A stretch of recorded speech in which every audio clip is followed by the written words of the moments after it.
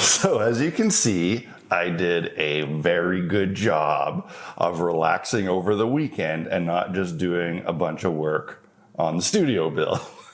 I can't help myself. I'm really, I don't want to say anxious, but say excited to get this project done. I really want to move in and kind of get back to normal with things. I had 5 bags of self-leveling concrete left over from the big pour, and I decided to use it all around the remaining perimeter. First of all, there was a lot of stuff that needed fixing from the original frost walls that were nailed to the concrete here. It was pretty messed up. But also, this would flatten out and level the perimeter, which is the most important part because that's where I'm going to put like bookcases and shelving and whatnot. And of course, I also used that last little pour to fix up any other kind of nasty stuff on the concrete. I also filled in this window here, took out the interior window. This was already closed over previously from when I built a deck outside, but it's just a sheet of plywood outside and the old window inside. So I took that off, filled it in with 3.5-inch foam. I will still need to sheet this with another piece of plywood. I just don't have any at the moment. And this is where I'm gonna drill out to do exhaust vents. I also added one individual light right here. And this one is independently controlled by a switch by the panel.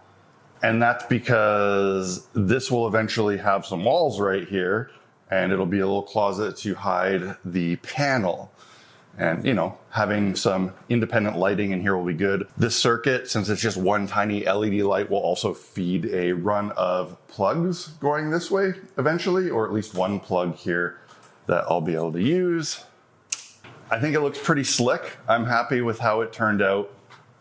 Just makes everything kind of disappear. The black ceiling doesn't really make it feel any darker in here, especially with all this bright light. Although it does feel more kind of grimy and grungy in here right now just because of all the overspray dust that falls when you spray. I've vacuumed and swept multiple times, but this floor needs a good mop. I can't wait to get it painted. Problem is I need to do some other stuff before I paint the floor. Specifically paint the walls. And if you're curious what I used to paint the ceiling, this is one of my favorite paints for doing stuff like this. But it's Behr Ultra. It's a stain blocking primer and painter in one. This was just one coat.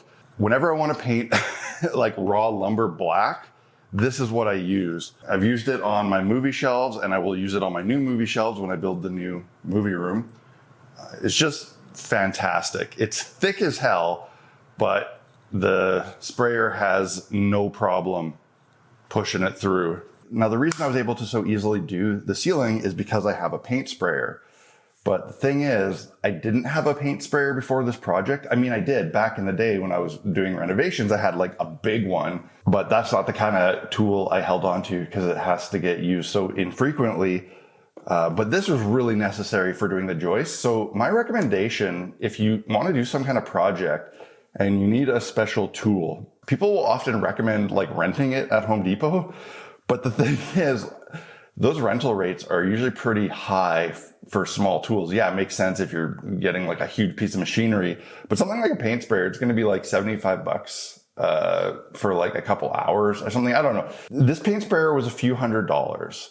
It's the cheapest like real sprayer that they sell. I think it was $300.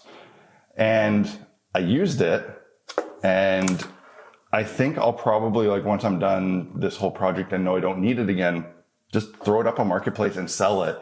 And if I sell it for, you know, half the price, it ends up sometimes being cheaper than renting it. Or you just hold on to it, you know, because you might need it again. Although how often do you need a paint sprayer? Anyway, I'm going to keep on rolling here.